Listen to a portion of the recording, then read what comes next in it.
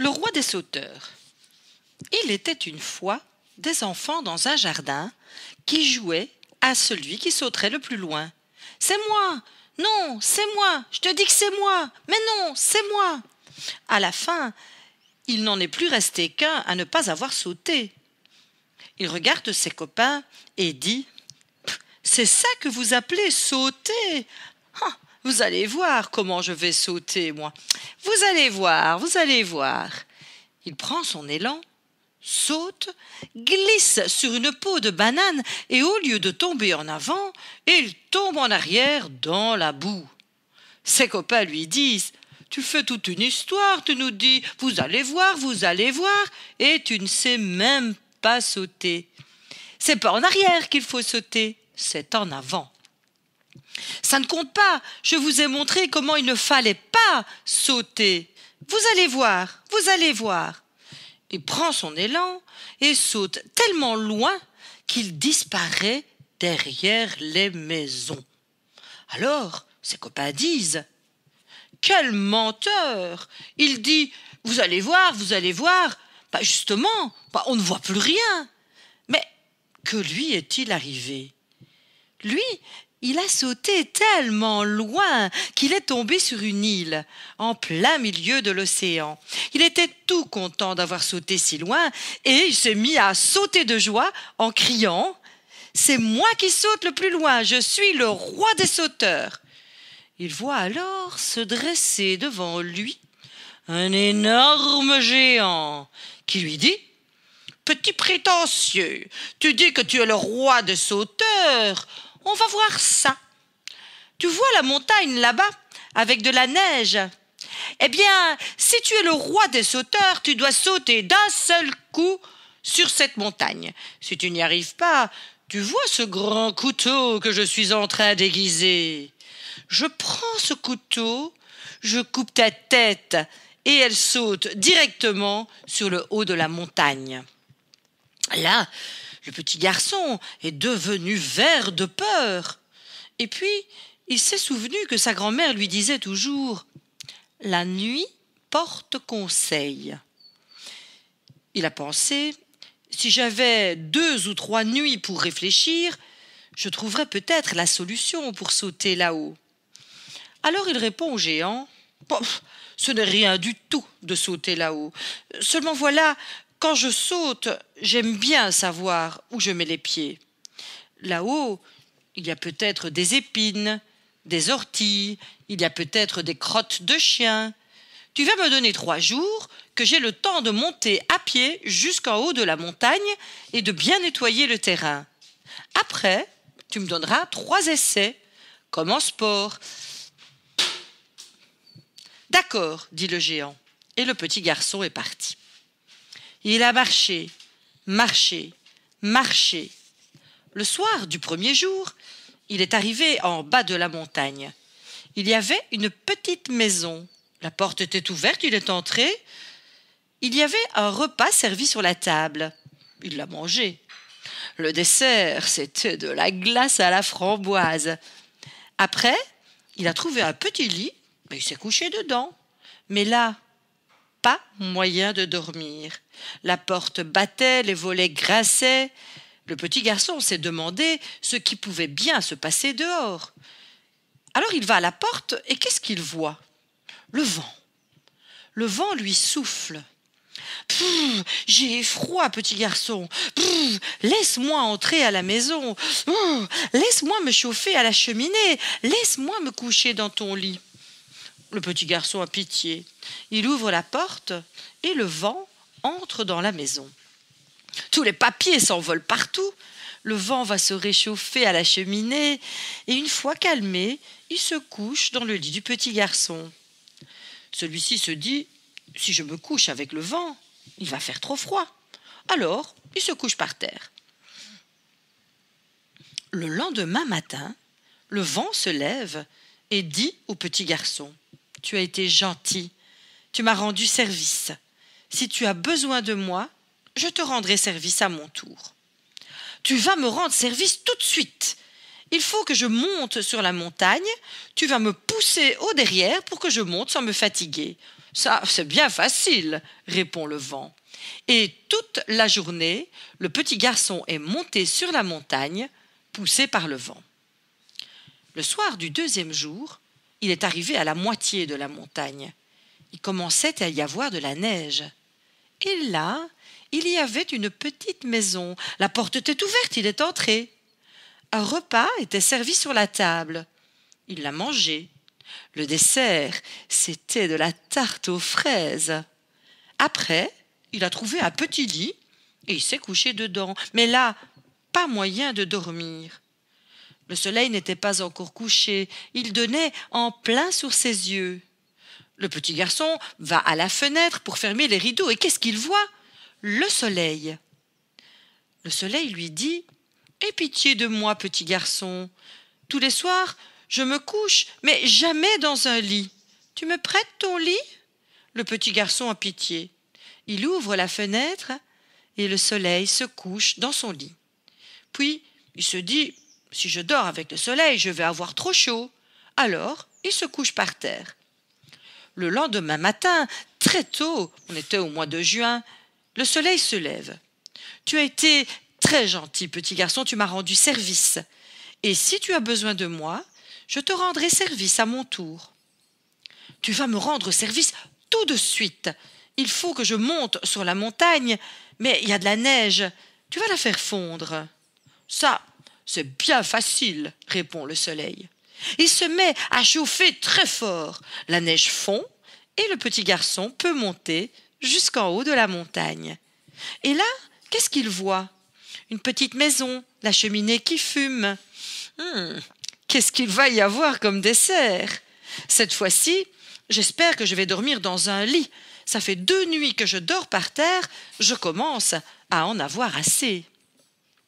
Mais quand il arrive à la petite maison, la porte est fermée. Et quand il veut ouvrir la porte, il entend une petite fille dans la maison qui crie « J'ai peur, n'ouvre pas !»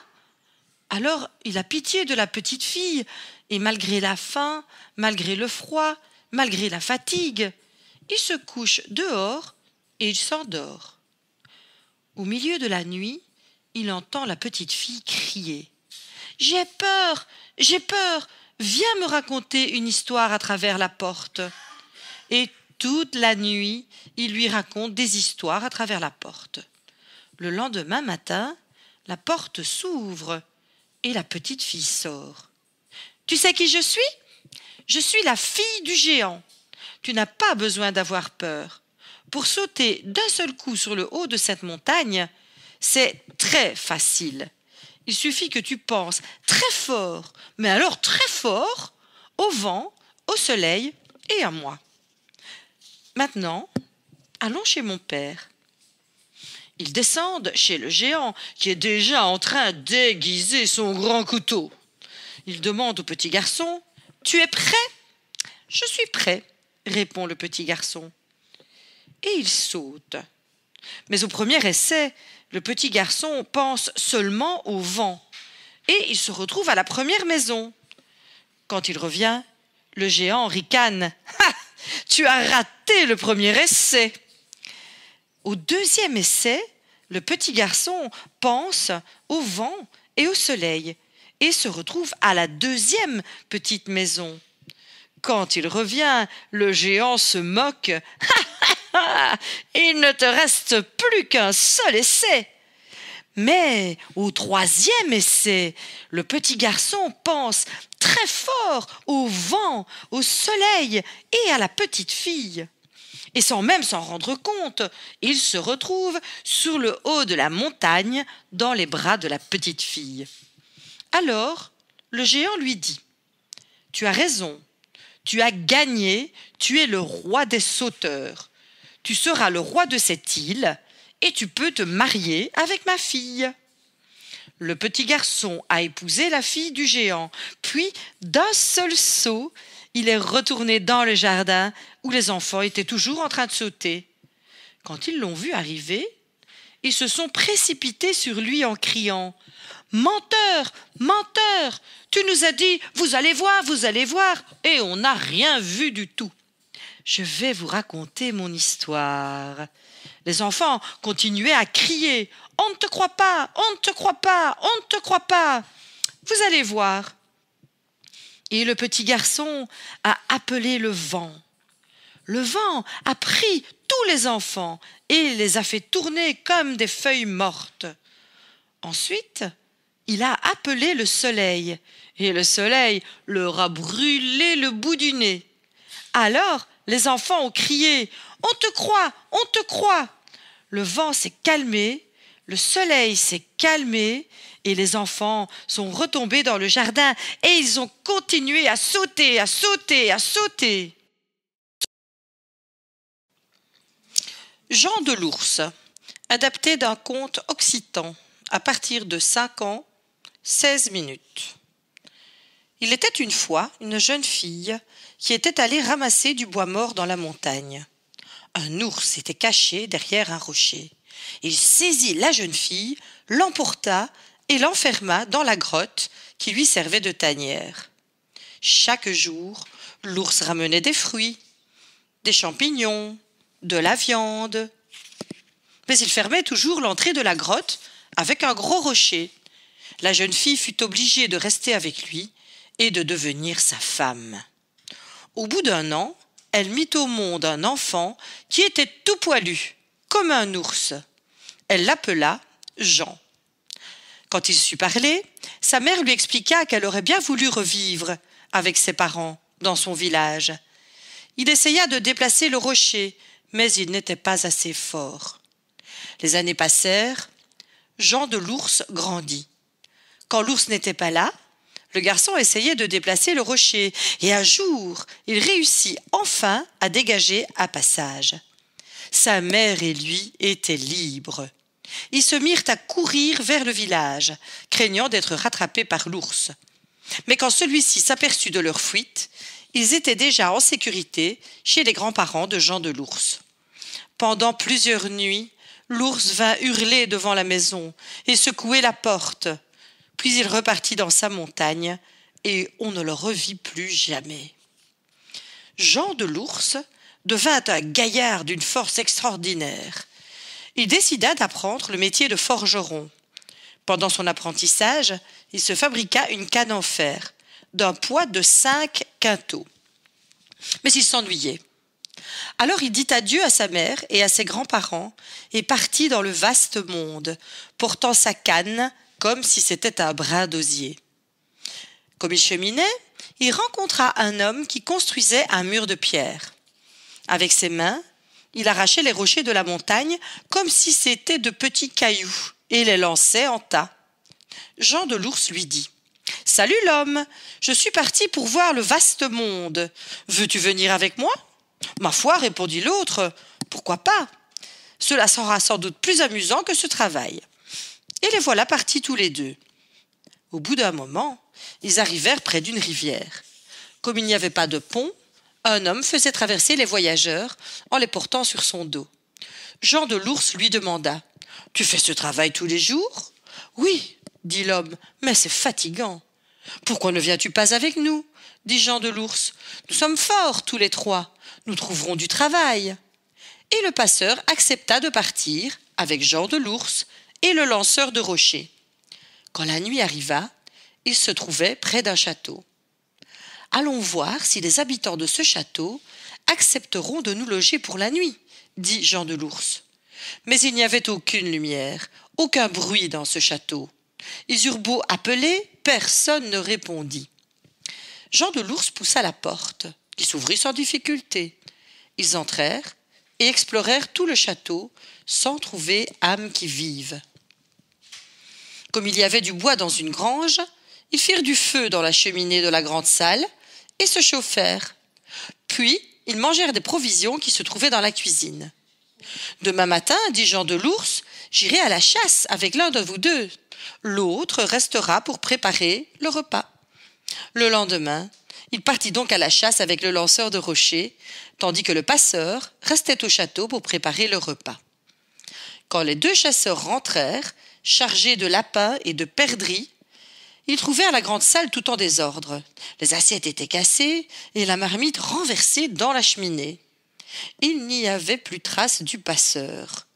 Jean de l'Ours et le lanceur de rochers le cherchèrent longtemps dans le château sans le retrouver. Enfin, ils entendirent un appel étouffé. « Au secours, faites-moi sortir !» La voix venait d'un placard. Ils ouvrirent la porte et firent sortir le passeur. « Mais qu'est-ce que tu fais là ?» demanda Jean de l'Ours. « Qui t'a enfermé ?» Le passeur baissait la tête sans répondre, honteux. Comme Jean de l'Ours insistait, il avoua un petit poulet. « Quoi ?» s'exclamèrent les deux autres. « Oui, un poulet. Il est sorti de je ne sais où, il a renversé la marmite dans la cheminée, il m'a battu et m'a enfermé dans le placard. » Les deux autres se mirent à rire et à se moquer de lui. Jean de l'Ours dit « Allons manger maintenant. Demain, tu viendras à la chasse avec moi, et c'est le lanceur de rochers qui gardera le château. » Le lendemain, quand Jean de l'Ours et le passeur revinrent de la chasse, ils trouvèrent la marmite renversée dans la cheminée et les assiettes cassées. Le lanceur de rochers avait disparu. Ils le cherchèrent dans tout le château et finirent par entendre un appel étouffé. « Au secours, faites-moi sortir !» La voix venait d'une armoire. Ils ouvrirent la porte de l'armoire et firent sortir le lanceur de rochers. « Alors, dit Jean de l'Ours, ce poulet est revenu ?»« Oui, avoua le lanceur de rochers. Il m'a battu et m'a enfermé dans l'armoire. »« Demain, vous irez chasser tous les deux, dit Jean de l'Ours, et moi je vais attendre ce poulet. » Le lendemain, Jean de l'Ours monta la garde pendant que ses deux compagnons allaient chasser. Il tenait fermement la canne de 5 quintaux dans la main, et quand le poulet apparut, il lui flanqua une bonne correction à coups de canne. Voyant qu'il n'était pas le plus fort, le poulet s'échappa. Jean de l'Ours le vit disparaître dans un trou de la muraille. Quand les deux compagnons rentrèrent de chasse, ils furent très vexés de voir que Jean de l'Ours ne s'était pas laissé battre par le poulet. Mais ils ne demandèrent pas d'explication. Après le repas, Jean de l'Ours leur dit « Chut, Arnaud, tais-toi. Le poulet est revenu, mais je lui ai flanqué une bonne correction. Je l'ai vu disparaître dans un trou de la muraille. Il faut le retrouver et le tuer. Ainsi, nous serons les seuls maîtres du château. » Il conduisit ses compagnons à l'endroit où le poulet avait disparu. Ils descellèrent les pierres de la muraille et trouvèrent un puits si profond qu'on ne voyait pas où il finissait. Jean de l'Ours alla chercher un tonneau, une grande corde et une lampe. Il donna la lampe au passeur et lui dit « Monte dans le tonneau, nous allons te descendre dans le puits. » Le passeur commença à descendre. Du fond du puits montait un vent glacial qui menaçait d'éteindre la lampe. Le passeur eut peur et se mit à crier « Remontez-moi, remontez-moi !» Quand il fut remonté, Jean de l'Ours dit au lanceur de rochers de prendre sa place dans le tonneau. Mais au bout d'un moment, le lanceur de rochers fut effrayé et se mit à crier « Remontez-moi, remontez-moi !»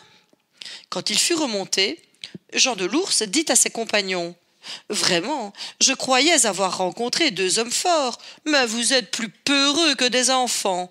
Allons, descendez-moi dans ce puits. » Jean de l'Ours descendit jusqu'au fond du puits et s'avança dans un souterrain. Il aperçut le poulet, mais celui-ci se cacha bien vite. En cherchant le poulet, il arriva dans une chambre où se trouvaient 3 princesses. Quand elles virent cet homme poilu comme un ours, armé d'une énorme barre de fer, elles se mirent à pleurer. Mais il leur dit « N'ayez pas peur, ne pleurez pas, je ne vais pas vous faire de mal. Que faites-vous là ?»« Nous sommes prisonnières, » répondirent-elles. « Venez, dit Jean de l'Ours. Arnaud, tais-toi, je vais vous faire remonter. » Il les installa dans le tonneau, puis cria vers le haut du puits « Remontez le tonneau !» Quand le tonneau arriva en haut du puits, les 2 compagnons furent bien étonnés. Ce n'était pas Jean de l'Ours, mais 3 belles princesses. Ils entendirent Jean de l'Ours crier « Faites redescendre le tonneau !» Au lieu d'obéir, ils coupèrent le tonneau d'un coup de hache et jetèrent la corde au feu. « Puisqu'il est si malin, qu'il se débrouille tout seul, dirent-ils, et ils s'enfuirent en emmenant les princesses. Quand Jean de l'Ours comprit que ses compagnons l'avaient abandonné au fond du puits, il ne perdit pas courage. Il explora le souterrain et les chambres jusqu'à ce qu'il retrouve le poulet. En le menaçant de sa barre de fer, il lui demanda « Comment faut-il faire pour sortir d'ici ?»« Il suffit de s'envoler, » répondit le poulet. « Mais moi je ne peux pas voler, » dit Jean de l'Ours. « Écoute, » dit le poulet, « au fond du couloir, tu trouveras un aigle blanc. Va lui demander s'il veut bien te remonter sur son dos. » Jean de l'Ours alla trouver l'aigle et lui demanda s'il voulait bien l'aider à sortir du puits. « Tu es très lourd, » répondit l'aigle. « Le voyage sera très fatigant pour moi. Pour reprendre des forces, il faudra que je m'alimente sans arrêt. Va dans le pré que tu vois là-bas et ramène-moi un bœuf. » Jean de l'Ours alla chercher un bœuf et l'aigle lui expliqua. « Tue le bœuf et coupe-le en morceaux. Tu me donneras à manger quand je crierai « Viande !» D'un coup de sa barre de fer, Jean de l'Ours tua le bœuf. Il le coupa en morceaux à l'aide de son couteau de chasse, mit les morceaux dans un grand drap et les chargea sur son épaule. « Allons-y, dit l'aigle. » Ils se rendirent au bas du puits. Jean de l'Ours monta sur le dos de l'aigle et l'oiseau s'envola. Au bout de quelques instants, l'aigle s'écria « Viande, viande !» Jean de l'Ours lui fit passer un morceau de bœuf. Quelques instants plus tard, l'aigle cria encore « Viande, viande !» Jean de l'Ours lui fit passer un morceau de bœuf. Quelques instants plus tard, l'aigle cria de nouveau « Viande, viande !» Et Jean de l'Ours lui donna à manger. L'aigle montait lentement vers le haut du puits, et Jean de l'Ours commençait à voir la lumière. Bientôt, tout le bœuf fut englouti par l'aigle, qui continuait à crier « Viande, viande !»« Je n'ai plus de viande, » répondit Jean de l'Ours. « Si tu ne me donnes pas à manger, je ne pourrai pas continuer, » dit l'aigle. « Mais nous sommes presque arrivés, » dit Jean de l'Ours. « Nous sommes presque au bord du puits. » L'aigle était épuisé. Il battait péniblement des ailes, sans pouvoir avancer. Alors, Jean de l'Ours, avec son couteau de chasse, se coupa un morceau de la cuisse et le donna à l'aigle. D'un dernier coup d'aile, l'aigle parvint à se poser sur le rebord du puits. Jean de l'Ours le remercia, puis il partit à la recherche de ses compagnons. Il monta sur la plus haute tour du château et les vit qui s'enfuyaient en emmenant les princesses. Il s'élança à leur poursuite. Quand ils se rendirent compte que Jean de l'Ours était à leur trousse, ils abandonnèrent les princesses pour courir se cacher dans la forêt. Jean de l'Ours s'arrêta près des princesses et leur demanda où étaient les deux hommes qui les accompagnaient. « Ils ont eu peur en vous voyant, » dit la plus jeune. « Je vais les retrouver, ces brigands, et leur flanquer une bonne correction, » dit Jean de l'Ours. « Non, » dit la plus jeune des princesses, « vous ne pouvez pas courir avec une telle blessure. Reposez-vous, je vais vous soigner. » La princesse connaissait les plantes qui guérissent. Elle en cueillit quelques-unes, les mit sur la cuisse de Jean de l'Ours et déchira son jupon pour lui faire un bandage. Jean de l'Ours lui dit « Tant pis pour ces brigands, qu'ils aillent où ils veulent.